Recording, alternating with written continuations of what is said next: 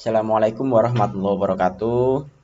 Perkenalkan, nama saya Dwiki Pandu Irawan, NRP 11101171007 dari Prodi D4 Teknik Elektronika, kelas 4 D4 Teknik Elektronika A, Politeknik Elektronika Negeri Surabaya.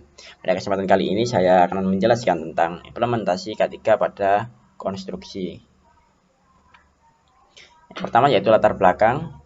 Dalam pekerjaan konstruksi selalu menyangkut dengan penyelenggaraan pekerjaan konstruksi dan masyarakat penyelenggara pekerjaan konstruksi itu sendiri, di mana penyelenggara pekerjaan konstruksi ini wajib memenuhi ketentuan tentang keteknikan, keselamatan dan kesehatan kerja atau K3, perlindungan tenaga kerja, serta tata lingkungan setempat untuk menjamin terwujudnya tertib penyelenggaraan pekerjaan konstruksi. Terkait dengan potensi risiko kecelakaan kerja pada pelaksanaan pekerjaan konstruksi, maka pengetahuan akan K3 pada suatu proyek konstruksi saat ini telah menjadi kebutuhan mendasar. Tujuan dan manfaat.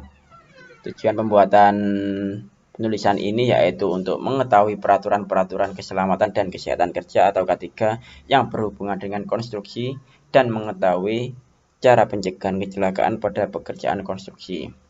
Kedua yaitu manfaat pembuatan penulisan ini adalah untuk dijadikan referensi dan pengetahuan kita sebagai pekerja konstruksi atau masyarakat agar kedepannya memahami lebih lanjut mengenai hal-hal yang harus diperhatikan lebih lanjut mengenai K3 di bidang konstruksi. Yang selanjutnya yaitu batasan masalah. Batasan masalah dalam makalah ini adalah keselamatan dan kesehatan kerja yang berhubungan dengan konstruksi, peraturan-peraturan K3 pada bidang konstruksi, observasi mengenai K3 pada konstruksi pada bagian lapangan. Peraturan-peraturan terkait K3 di bidang konstruksi yaitu saya ambil dua saja, yaitu pertama Peraturan Menteri Tenaga Kerja dan Transmigrasi nomor per 01/Men/1980 tentang keselamatan dan kesehatan kerja pada konstruksi bangunan. Bahwa dengan semakin meningkatnya pembangunan dengan penggunaan teknologi modern harus diimbangi pula dengan upaya keselamatan kerja atau orang lain yang berada di tempat kerja. Kemudian Peraturan Pemerintah Republik Indonesia Nomor 50 Tahun 2012 tentang penerapan sistem manajemen keselamatan dan kesehatan kerja.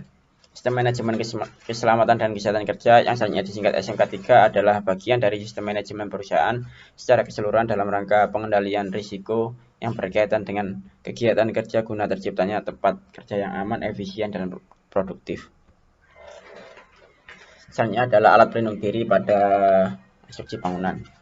Ini pada umumnya terlihat seperti gambar samping. Yang pertama terdapat sepatu safety. Sepatu safety ini sangat wajib digunakan pada konstruksi bangunan, yang fungsinya adalah melindungi kaki dari bahaya menginjak benda-benda tajam seperti paku, pecahan kaca, dan sejenisnya. Kemudian ada celana panjang, yaitu sebagai pelindung kaki.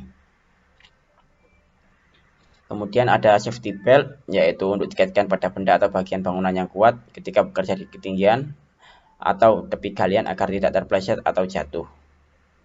Baju kerja yaitu sebagai pelindung tubuh, biasanya yaitu lengan panjang.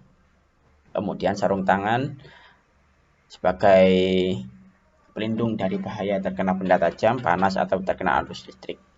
Kemudian ada earplug untuk melindungi telinga dari suara keras atau bising. Biasanya ini bisa dipakai atau tidak tergantung kondisi dari lapangan tersebut. Kemudian ada kacamata, yaitu sebagai pelindung mata dari debu, asap las, serta benda-benda yang membahayakan penglihatan. Kemudian terdapat helm proyek, ini juga sangat wajib dan sangat pasti digunakan oleh pekerja, yang fungsinya ada melindungi kepala dari kejatuhan benda keras, mengamankan terhadap benturan.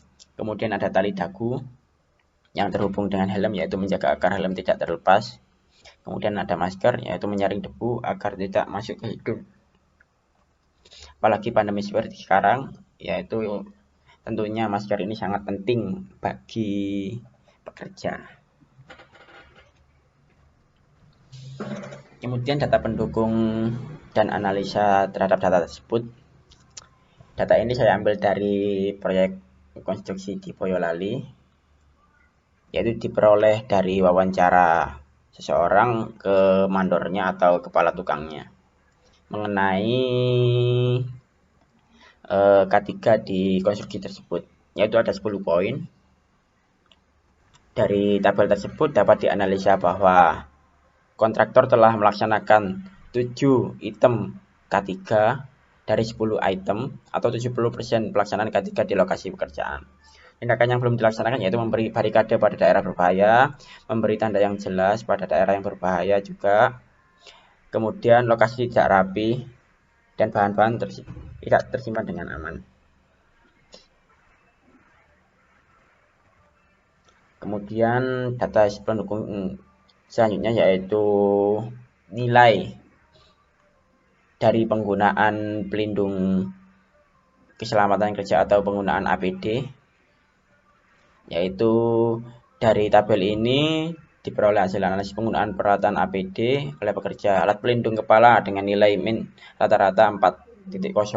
Nilai 4.0 ini merupakan nilai maksimal, itu nilai tertinggi, artinya pekerja itu selalu menggunakan pelindung kepala. Kemudian alat pelindung mata dengan nilai rata-rata 1. Kemudian alat atau penutup hidung atau masker dengan nilai rata-rata 1, sarung tangan dengan nilai rata-rata 1,8, dan alat pelindung kaki dengan nilai rata-rata 4. Secara total, nilai rata-rata untuk penggunaan APD ini adalah 11,8 dibagi 5, yaitu 2,36. Dari skala tersebut, nilai rata-rata 2,36 termasuk dalam interval pelaksanaan K3 adalah kurang. Walaupun sudah dilakukan di lapangan, namun dari hasil pengamatan yang menggunakan APD hanya sebagian kecil. Artinya, pekerja pada data ini yang selalu digunakan APD-nya adalah pelindung kepala atau helm proyek dan sepatu proyek. Kesimpulan yang dapat saya ambil yaitu kontraktor telah melaksanakan 7 item dari 10 item atau 70% pelaksanaan K3 di lokasi pekerjaan. Tindakan yang belum dilakukan adalah memberi barikade pada daerah yang berbahaya, memberi tanda yang jelas pada daerah berbahaya, dan lokasi tidak rapi. Kemudian untuk penggunaan peralatan keselamatan kerja atau APD oleh pekerja, secara total rata-rata penggunaan APD adalah 2,36. Dari skala tersebut, nilai rata-rata 2,36 termasuk dalam interval pelaksanaan K3 adalah kurang, walaupun sudah dilakukan di lapangan, namun dari hasil pengamatannya yang dilakukan menggunakan APD hanya sebagian kecil. Mungkin saran, ingat pentingnya pengaruh pelaksanaan program keselamatan kerja dan desain kerja atau K3 terhadap produktivitas tenaga kerja, maka di masa mendatang sangat diharapkan perusahaan jasa konstruksi atau kontraktor dapat lebih menerapkan pelaksanaan program K3 untuk mengurangi angka kecelakaan kerja. Kedua, memberikan sosialisasi pentingnya memakai APD dan menegaskan kepada para pekerja agar menggunakan APD ketika bekerja di tempat kerja. Terakhir yaitu setiap penyedia jasa konstruksi hendaknya memberikan pelatihan program K3 secara berskala sehingga tersedia tenaga ahli di setiap proyek konstruksi. Ya, terima kasih atas perhatiannya. Saya Dwiki Pandirawan. Wassalamualaikum warahmatullahi wabarakatuh.